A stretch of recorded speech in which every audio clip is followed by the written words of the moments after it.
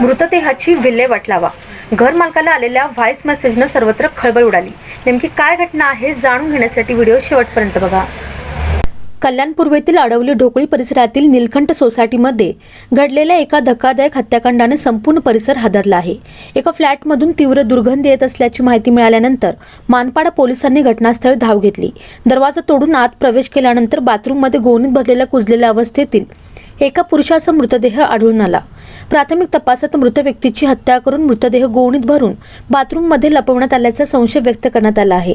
पुरावे नष्ट करण्यासाठी बाथरूमचा नळ तब्बल 24 तास सुरू ठेवण्यात आल्याचाही पोलिसांना संशय आहे. या प्रकरणातील सर्वात धक्कादायक बाब म्हणजे आरोपी महिलेने फरार झाल्यानंतर घर मालकाला व्हॉइस मेसेज पाठवल्याचा दावा समोर आला आहे. या मेसेजमध्ये फ्लॅटमध्ये बाथरूममध्ये मृतदेह आहे त्याची विल्हेवाट लावा असा आशय असल्याचे सांगितले जात आहे.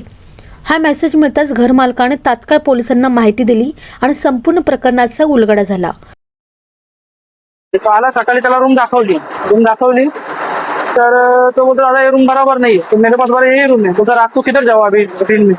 तो मग मी त्याला ती रूम दिली. त्याला बोललो, तो मला बोलला का दादा दुसरी रूम खाली झाली तर मला तिकडे शिफ्ट कर बॅल्कनी वाला रूम. बरं ठीक आहे चालेल, बॅल्कनी वाला रूम तुला शिफ्ट करतो. तर बॅल्कनी वाला रूम माझ्याकडे नव्हता अवेलेबल. 2 महिने त्याला बोललो 2-2.5 महिने तुला करतो शिफ्ट. तो बोलतो दादा ठीक आहे चालेल. आणि मग मी पण काय लक्ष नाही दिलं. त्याला बोललो तेव्हाच बनवू आपण ॲग्रीमेंट. तर मग असं करताना मग तो कामाला जायला लागला तिकडे पुण्याला. तो वाईफ होती. अशा करून 2-2.5 महिने निघून गेले. हमीदुल्ला इस्लाम माझ्याकडे 2023 ते 24 राहायला आलता पहिले. त्याचे ॲग्रीमेंट होते माझ्याकडे. नंतर त्याचं काम थोडा थंड झाला तो गावाला गेला निघत. तर 2026 मला फोन आला, दादा मला रूम पाहिजे रात्री. तर मी त्याला बोललो की बाबा रूम माझ्याकडे आता एकच रूम आहे, तुला पसंत आली तर ठीक आहे घे तू. तर त्याला बोललो सकाळी आहे. तो आला सकाळी त्याला रूम दाखवली तर तो बोलतो दादा ये रूम बराबर नहीं है, तो मेरे पास बड़ा यही रूम है. तो रात को किधर जाऊ अभी दिन में. तो मग मी त्याला ती रूम दिली. त्याला बोललो, तो मला बोलला का दादा दुसरी रूम खाली झाली तर मला तिकडे शिफ्ट कर बॅल्कनी वाला रूम. बरं ठीक आहे चालेल, बॅल्कनी वाला रूम तुला शिफ्ट करतो. तर बॅल्कनी वाला रूम माझ्याकडे नव्हता अवेलेबल. 2 महिने त्याला बोललो 2-2.5 महिने तुला करतो शिफ्ट. तो बोलतो दादा ठीक आहे चालेल. आणि मग मी पण काय लक्ष नाही दिलं. त्याला बोललो तेव्हाच बनवू आपण ॲग्रीमेंट. तर मग असं करताना मग तो कामाला जायला लागला तिकडे पुण्याला. तो वाईफ होती. अशा करून 2-2.5 महिने निघून गेले. तर 4 दिवसापूर्वी मला सोसायटीवरून फोन यायला की रूमच्या बाहेर पाणी येतं.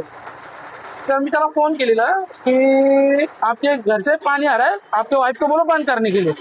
तर त्यांनी मला मी त्याला सांगितलं. त्याने बोलतो दादा की आहे. तर मला वापस सोसायटीवरून फोन यायला लागले. तर मी त्याला बोललो की बाबा नाही पाणी बंद किया, वापस फोन करिए.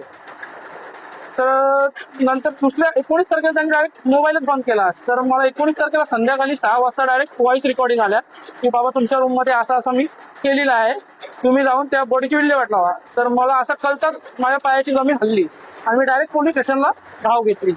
मग जे कृत्य झालेलं ते सर्व सरांना सांगितलं. कोणी व्हॉइस रेकॉर्ड पाठवलं? ते त्या हमीदुल्ला इस्लाम आहे ना त्याच्या वाईफने, नफिसा नाव आहे. तुम्ही 2 दिवस जे बोलत होते ते नेमकं कोणाच केलं? त्याच्याशी बोलवतो मी, नवऱ्याशी. किती तारखेपर्यंत किती? 18 तारखेला 19 तारखेला. या ठिकाणी जिथं आपण या ठिकाणी स्पॉट उभा आहोत त्या ठिकाणी पहिल्या माळ्यावर रूममध्ये हसीबा अहमदुल्ला इस्लाम नावाच्या महिलेने तिच्या प्रियकराची हत्या केलेली आहे. 5-6 दिवस झालेले आहे घटनेला. बिल्डिंगमधील लोकांना घाण वास येत असल्याने त्यांनी पोलिसांना इन्फॉर्म केलं आणि त्यानंतर तिची काही डेड बॉडी पुरुषाची ती गुन्ह्यामध्ये आढळून आलेली आहे.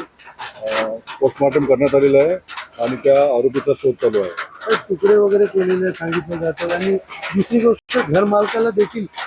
पोलिसांच्या प्राथमिक तपासानुसार मृत व्यक्ती हा आरोपी महिलेचा प्रियकर असल्याचा संशय आहे. आरोपी महिला घटनेनंतर कोलकात्याकडे फरार झाल्याची माहिती असून तिचा शोध घेण्यासाठी विशेष पथके रवाना करण्यात आली आहेत. या हत्येमागील नेमकी कारणे काय आणि इतर कोणाचा सहभाग आहे का याचा तपास मानपाडा पोलीस करत आहेत. सध्या आरोपी महिला फरार असून तिचा शोध सुरू आहे. या हत्येमागील नेमकी कारण काय, आणखी कोणी या गुन्ह्यात सहभागी आहे का याचा तपास मानपाडा पोलीस करत आहेत.